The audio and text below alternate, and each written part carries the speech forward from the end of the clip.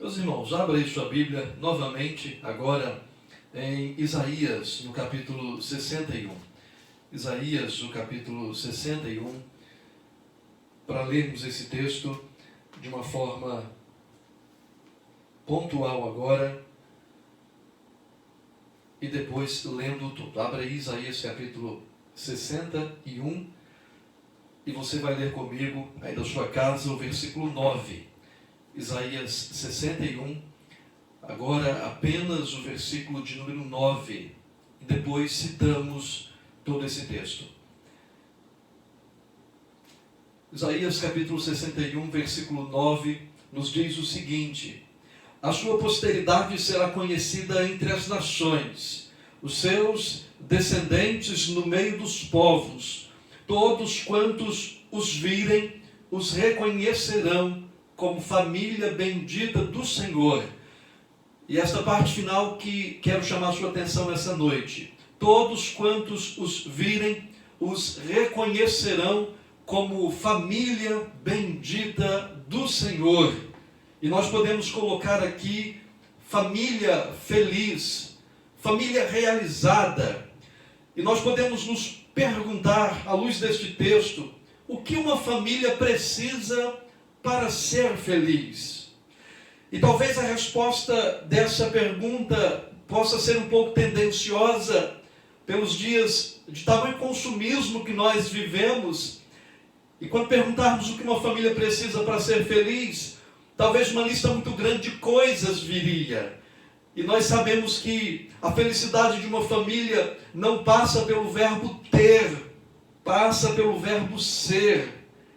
Então, ao invés de perguntarmos o que uma família precisa para ser feliz, nós podemos nos perguntar: o que faz uma família infeliz? O que é que tem a capacidade de fazer uma família infeliz? Nós já conhecemos bem a palavra, e nós sabemos que a resposta é muito resumida, muito pequena, ainda que terrível: pecado. O que faz uma família infeliz é, sem dúvida alguma, o pecado. E aí nós podemos citar tantos exemplos da Bíblia de famílias ou de integrantes de família que viveram infelizes por conta de pecados específicos. Mas eu destacaria aqueles dois irmãos gêmeos, Jacó e Esaú, e os seus pais que sofreram tanto, e eles que sofreram tanto mesmo após a morte de seus pais, e todo o problema de inimizade e de ira que se desenrolou entre eles, teve origem na mentira e no engano, o pecado. E lá para o Novo Testamento nós temos um casal que foi condenado e morreu na igreja, diante do Senhor, porque entraram em acordo para mentirem aos irmãos da igreja, à liderança da igreja, mas sobretudo ao Espírito Santo de Deus, Ananias e Safira. A infelicidade de uma família passa pelo pecado. Você também se lembra do Salmo 128 e do que ele diz. Mas se nós resumirmos o Salmo 128, que é um salmo de uma família feliz e realizada, nós encontramos ali as três grandes e maiores bênçãos que uma família precisa para ser feliz, que um homem precisa para ser feliz. Ele precisa de Deus em primeiro lugar, ele precisa de família em segundo lugar, e ele precisa de trabalho, de sustento, de comer, do trabalho de suas mãos, em terceiro lugar. Quando nós olhamos para o Gênesis e para a criação, Deus deu para Adão e para Eva, lá no Jardim do Éden, quando viviam em completa e absoluta inocência e perfeição e santidade, Deus lhes deu três ordens, três mandatos assim chamados quando estudamos teologia. Primeiro, um mandato espiritual, de se relacionarem com Deus, que é a coisa mais importante da nossa vida, a finalidade primeira da nossa vida, que é adorarmos e glorificarmos o Senhor Deus para sempre.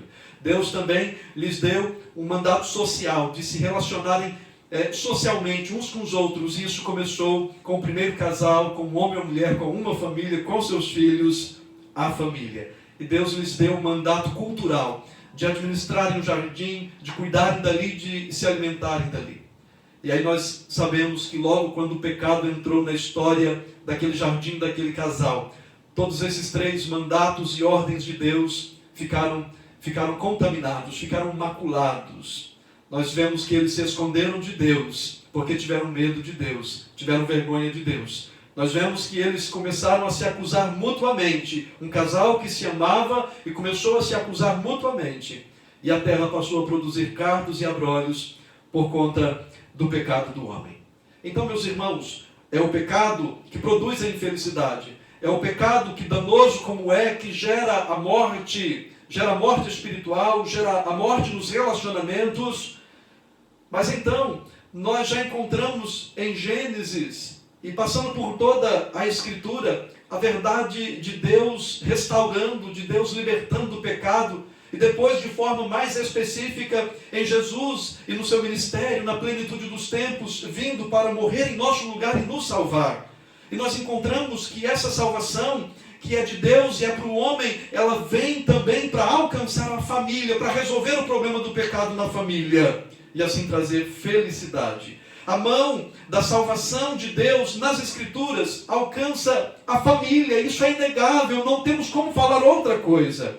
Senão, veja só como se desenrola nas Escrituras. Lembremos, Adão e Eva receberam no jardim do Éden a ordem de crescerem, multiplicarem, encherem a terra, reproduzir, fazer adoradores. Esta ordem era de extrema importância, era vital, porque eles eram adoradores e Deus queria e ordenou que eles fizessem mais adoradores. Mas quando eles pecaram, eles olharam imediatamente para as suas genitálias, porque eles reconheceram que a fonte da vida, aquilo que Deus mandara fazer, estava contaminado, estava prejudicado. E agora eles não poderiam mais fazer adoradores, mas o que eles fizessem seria tais como eles, pecadores. De fato, assim foi.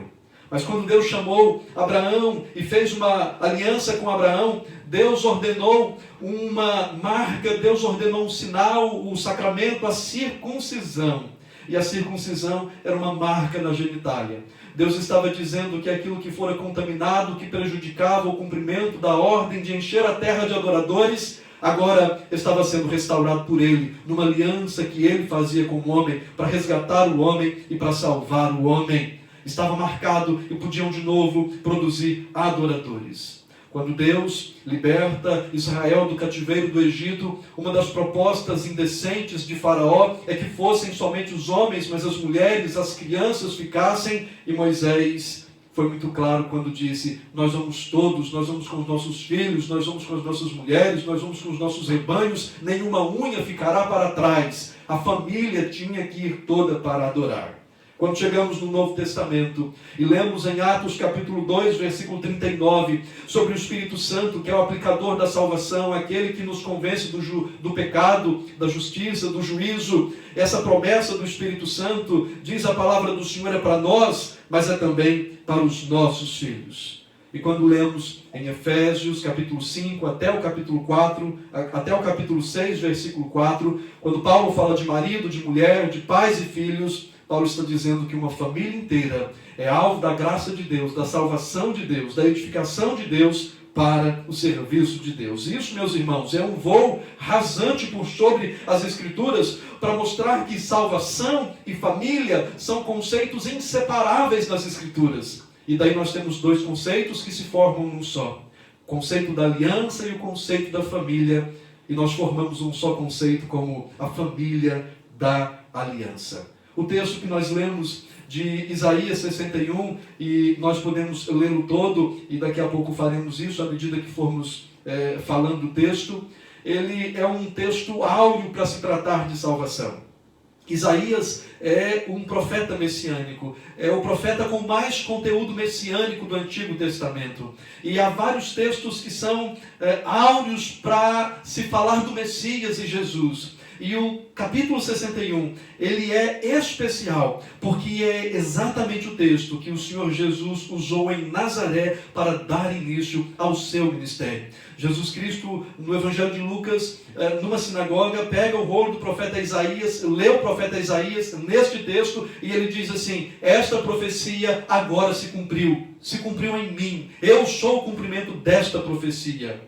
Portanto, este texto de Isaías é um texto messiânico por excelência. Jesus o usa para dar início ao seu ministério. E quando nós lemos este texto messiânico por excelência, nós encontramos nele, no versículo 9, a família de uma forma muito especial. Portanto, meus irmãos, a salvação que Deus tem para mim, que Deus tem para você, é uma salvação que acontece no contexto da família, para alcançar a família, para abençoar de uma forma tremenda e extraordinária a família. Porque a equação é muito simples. Perguntei no início o que uma família precisa para ser feliz. E depois, o que faz uma família infeliz é o pecado. Então, o que uma família precisa para ser feliz é a salvação.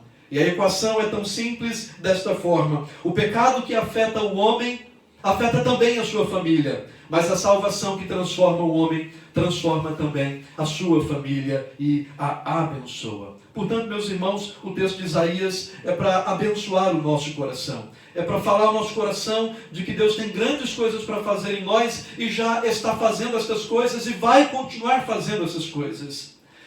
Você que ouvir essa mensagem e que de repente não conhece esta salvação e que não se rendeu ao Senhor Jesus de uma forma verdadeira, completa, em absoluta submissão, reconhecendo Ele como seu único e suficiente Salvador e Senhor, você precisa entender que a felicidade passa por ter Jesus como Salvador e Senhor, e a felicidade da família só pode existir em Jesus Cristo como de fato o nosso Salvador. Então, o que uma família precisa para ser feliz? Em primeiro lugar, ela precisa de salvação. Não é de ter mais coisas, não é de conforto, não é de usufruir grandes coisas. Ela precisa de salvação. O profeta Isaías, você pode olhar na sua Bíblia, aí na sua casa, capítulo 61, diz assim: o Espírito do Senhor Deus está sobre mim, porque o Senhor me ungiu para pregar boas novas aos quebrantados. Enviou-me a curar os quebrantados de coração, a proclamar libertação aos cativos e a pôr em liberdade os algemados, a apregoar o ano aceitável do Senhor e o dia da vingança do nosso Deus, a consolar todos os que choram, a pôr sobre os que em Sião estão de luto uma coroa em vez de cinzas, óleo de alegria em vez de pranto, veste de louvor em vez de espírito angustiado, a fim de que se chamem carvalhos de justiça, plantados pelo Senhor, para a sua glória. O Espírito do Senhor está sobre mim. Isaías diz isso, referindo-se ao Senhor Jesus. E o Senhor Jesus, quando começa o seu ministério, ele diz exatamente isso. O Espírito do Senhor Deus estava sobre ele. E então, ele veio com a responsabilidade solene de proclamar libertação aos cativos e pôr em liberdade os algemados. A palavra proclamar aqui, querigma, que significa que Jesus foi comissionado por Deus, o soberano do universo, para anunciar em alta voz a boa, a maravilhosa notícia do Evangelho. Pôr em liberdade os algemados, ou abrir as portas da prisão. E esta prisão é espiritual, é a prisão da cegueira espiritual. Paulo, escrevendo aos Coríntios, diz que o Deus deste século cegou o entendimento dos incrédulos, para que não lhes resplandeça a luz do glorioso e salvador Evangelho. Portanto, o Senhor Jesus veio proclamando a boa notícia do Evangelho da salvação, que liberta os algemados, aqueles que estão em prisão, em cegueira espiritual, para não reconhecer a salvação no Senhor. Ele também liberta o pecador da sua prisão espiritual, e ele faz o pecador filho de Deus. Diz o texto que ele veio evangelizar os quebrantados. Ele veio evangelizar os pobres não de dinheiro, os pobres de espírito. A palavra pobres no original significa pobre, miserável, pobre como mendigo, mas não de uma riqueza material, de um vil metal corruptível como o ouro e a prata. A maior riqueza do homem é o próprio Deus. O salmista declara que nenhum bem ele tem, ou que outro bem ele não tem, a não ser o Senhor. O Senhor é o maior tesouro. E nós encontramos nos evangelhos algumas parábolas que falam a respeito do reino como um tesouro, uma pérola de grande valor. O Deus é o nosso maior tesouro. E o homem, desde o jardim do Éden, desde o início, desde o pecado, perdeu este grande tesouro, a intimidade com Deus, a comunhão com o Senhor, a presença abençoadora de Deus. Então Jesus veio trazer de volta essa riqueza, e ao nos fazer de uma forma por adoção, adotivos, filhos de Deus, membros de uma mesma família com Deus, filhos de um mesmo Pai que é o Senhor, a nós é devolvida a grande riqueza que se pode ter. Paulo, escrevendo aos Romanos, diz que nós somos herdeiros de Deus e co-herdeiros com Cristo. Todas as riquezas do Senhor são nossas. Tudo aquilo que é do Senhor Jesus é nosso também. Paulo, escrevendo aos Efésios, diz que nós damos graças a Deus por toda sorte de bênção nas regiões espirituais em Cristo Jesus. Somos ricos de uma riqueza incalculável. Olha que coisa extraordinária. O Senhor Jesus veio nos trazer salvação. Nos libertou da cegueira espiritual, da prisão espiritual, da falta do entendimento da salvação. E agora nós temos esta salvação. E com esta salvação, toda a riqueza que esta salvação traz para nós. Toda sorte de bênção nas regiões espirituais em Cristo Jesus.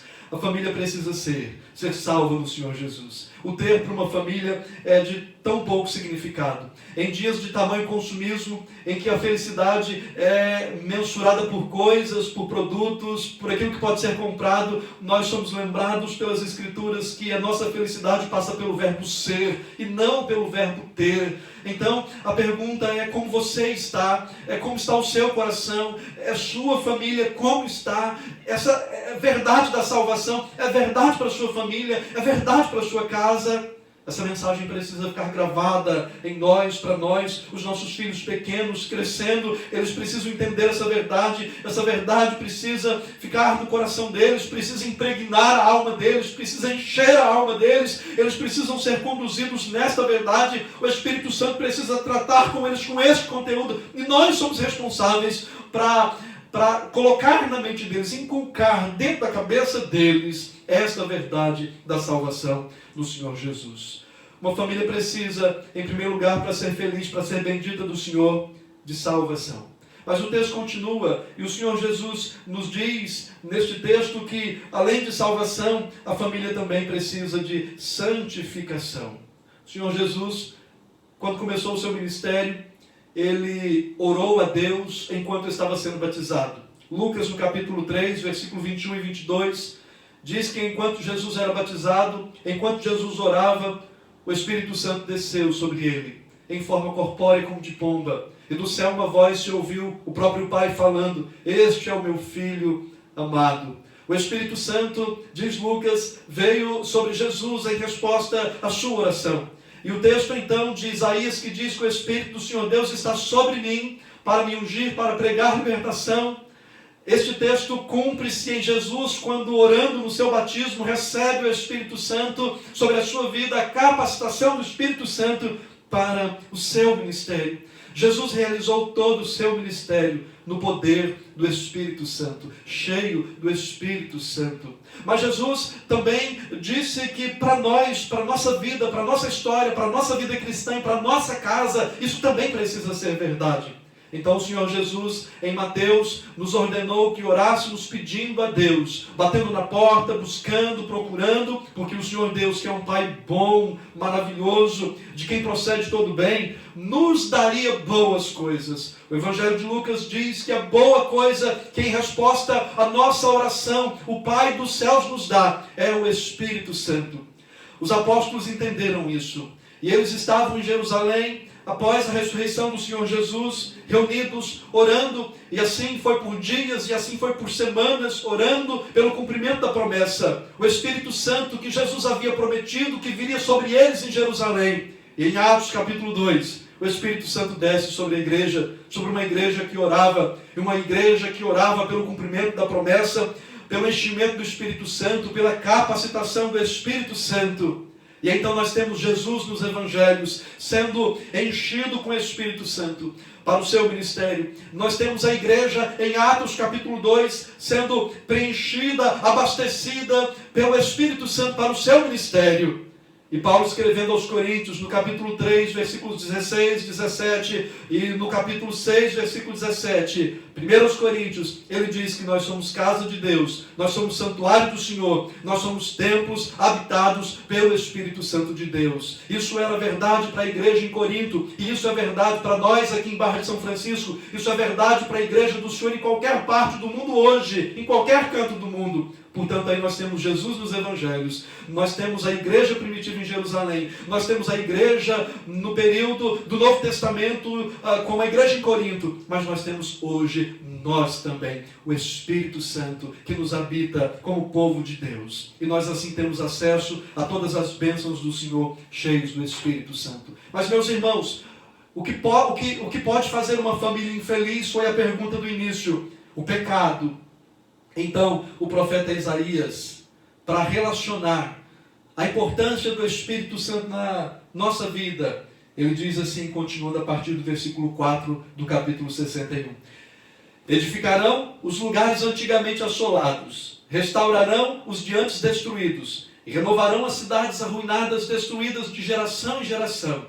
Estranhos se apresentarão e apacentarão os vossos rebanhos. Estrangeiros serão os vossos lavradores e os vossos vinhateiros, mas vós sereis chamados sacerdotes do Senhor, e vos chamarão ministros do nosso Deus. Comereis as riquezas das nações, e na sua glória vos gloriareis. Preste atenção agora. Em lugar da vossa vergonha, tereis dupla honra. Em lugar da afronta, exultareis na vossa herança. Por isso, na vossa terra possuireis o dobro, e tereis perpétua alegria. Porque eu, o Senhor, amo o juízo e odeio a iniquidade do roubo. Dar-lhes-ei fielmente a sua recompensa, e com eles farei aliança eterna.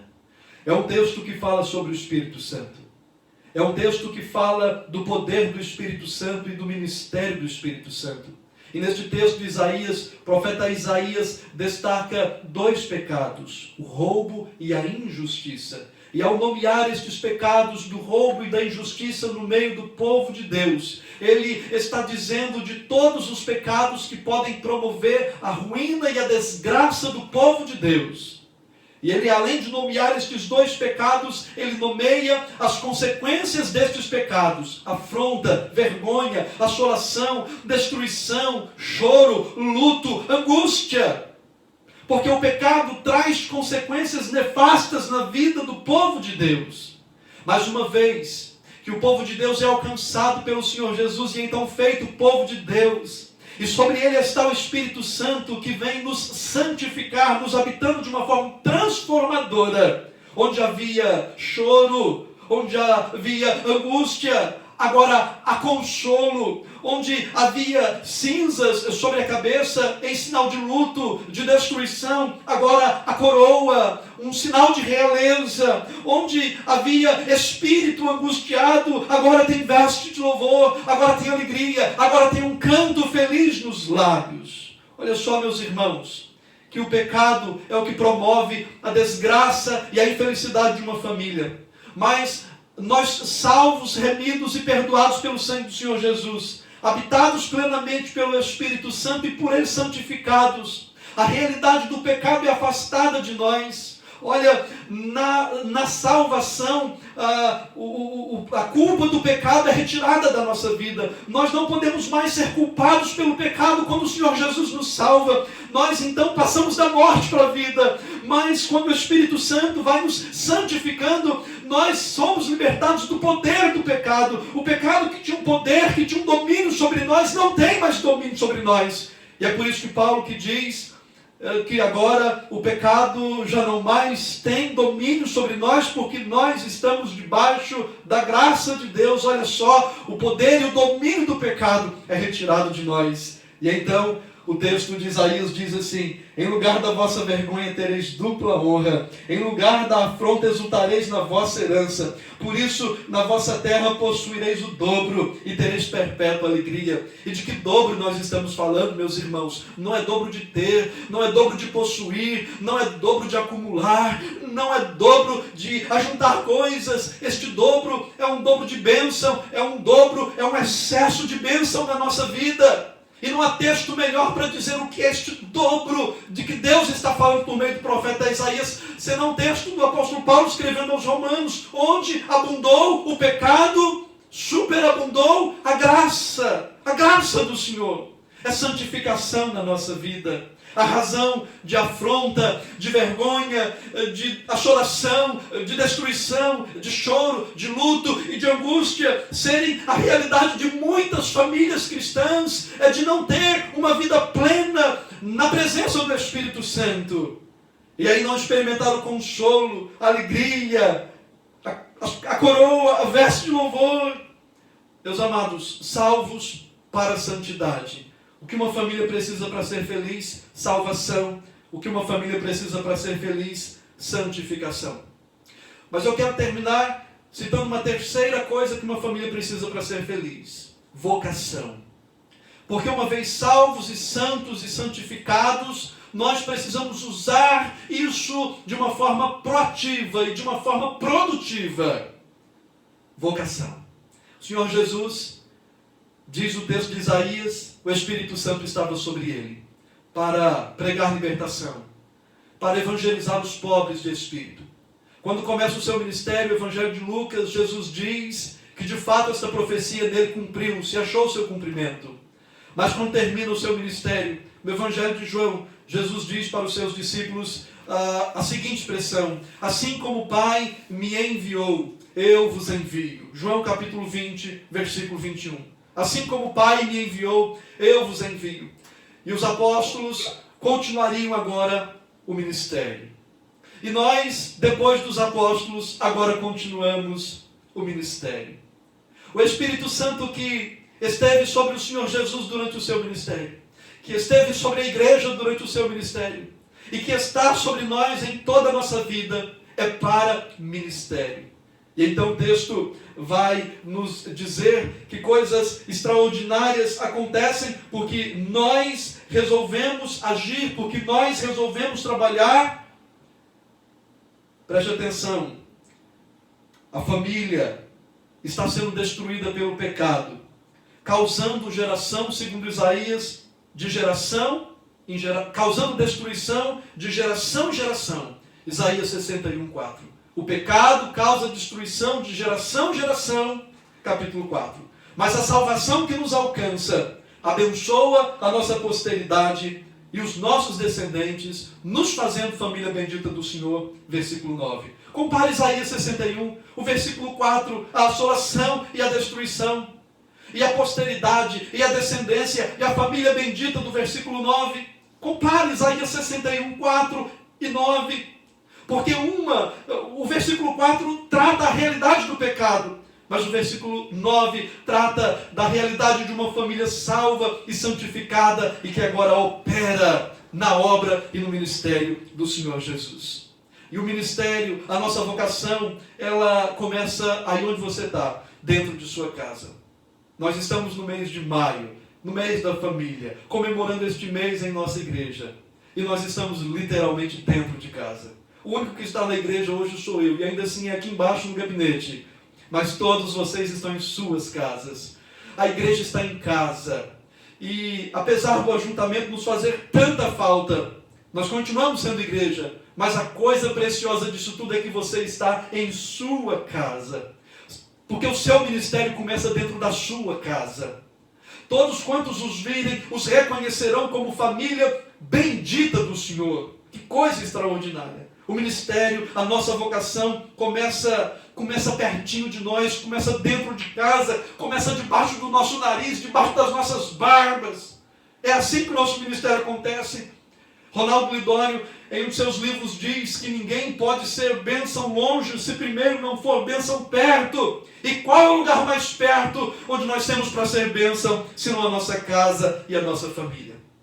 Então seja bênção na sua casa, seja bênção no seu lar, sejamos família bendita do Senhor, sejamos reconhecidos por todos como família bendita do Senhor. Esse é o projeto de Deus para a nossa vida. A salvação é para levar você para o céu, para a eternidade, para o gozo eterno. Mas a salvação é para você usufruir dela num contexto de família durante todos os anos de vida que o Senhor te der aqui. com longevidade, vivendo muito, feliz na sua casa, na sua família. Esse é o seu ministério, na sua casa. Talvez você não poderá fazer grandes coisas fora. Talvez você não terá o privilégio de ir operar no ministério do Senhor longe, em terras longínquas, estrangeiras. Mas você tem a sua casa e tem o seu ministério no seu lar. Você marido, eu marido, nós somos responsáveis por amar nossa esposa como Cristo amou a igreja e santificá-la por meio da oração como Cristo fez com a sua igreja. Nós, pais, somos responsáveis por criar nossos filhos na disciplina e na admoestação do Senhor. As esposas submissas, caminhando como auxiliadoras com seus maridos e assim construindo uma família que glorifique ao Senhor. Nosso ministério é perto. E uma vez que tivermos ministério perto, nós estaremos qualificados para um ministério longe. O profeta Isaías também fala de estrangeiros, de outras nações. E o nosso impacto será sobre eles também em terras distantes. É um ministério de restauração. Sempre haverá coisas quebradas. Sempre haverá coisas destruídas. E o nosso ministério em nossa família e por meio de nossa família e com nossa família é um ministério de restauração. E este ministério é sempre para a glória do Senhor. O que uma família precisa para ser feliz? Salvação, santificação e vocação. Salvação, santificação e vocação. Guarde essas 3 palavras nesta noite. Guarde-as no seu coração. Clame ao Senhor para que você e sua família consigam usufruir de toda esta verdade, no nome do Senhor Jesus. Queria terminar com 3 considerações breves essa mensagem. Primeiro, repetindo o que acabei de falar, a importância de um ministério dentro de casa, a importância de um ministério no lar, a importância de uma família feliz. Talvez nós nunca tenhamos pensado de forma tão aguda sobre isso como agora, porque agora nós estamos dentro de casa. Agora, nem mesmo com os nossos familiares nós temos podido andar e estar com eles. Nós estamos com a nossa família nuclear mesmo. Talvez nós nunca tivemos um tempo em que ficamos tanto dentro de casa, tanto em família como agora. Então é bom pensar e repensar essas verdades. Que o nosso lar neste tempo, meus irmãos, seja uma oportunidade de ministério. Que nós possamos ir na contramão do que a sociedade vai. Se aumentou o número de denúncias pela Lei Maria da Penha, porque maridos estão agredindo suas mulheres, meus amados irmãos, que nós, como povo do Senhor, possamos ir na contramão destas estatísticas, que nós possamos amar nossa mulher, que a esposa possa amar seu marido, que os pais possam criar os seus filhos e que os filhos possam ser obedientes a seus pais. E que então todos ao nosso redor reconheçam-nos como família bendita do Senhor, porque é para isso que este texto foi escrito, é para isso que o Senhor Jesus veio, para salvar-nos e para salvar nossa família e fazer dela um instrumento de bênção. Mas eu quero destacar ainda, em segundo lugar, aplicando este texto e essa mensagem dessa noite, oração. Jesus Cristo começou o seu ministério com oração. Jesus Cristo abasteceu o seu ministério de oração. E a igreja em Atos reconheceu que ela precisava ser uma igreja de oração. E o Novo Testamento diz-nos que nós precisamos ser um povo de oração. Então que nós possamos, meus amados, abastecer a nossa família, abastecer a nossa casa, a despensa do nosso lar com oração. Porque este é o caminho e esta é realmente a chave da vitória. Através da oração vem-nos o poder de Deus. Jesus foi preenchido pelo poder do Espírito Santo. A igreja no Novo Testamento foi preenchida pelo poder do Espírito Santo. E nós precisamos estar cheios do Espírito Santo. Nós não devemos nos embriagar com vinho, diz a palavra, mas enchermos do Espírito, abastecermos do Espírito. Ministério, oração, poder do Espírito Santo. Que o Senhor Deus possa trazer tudo isso sobre a minha vida e sobre a sua vida, em nome do Senhor Jesus e para a glória dele.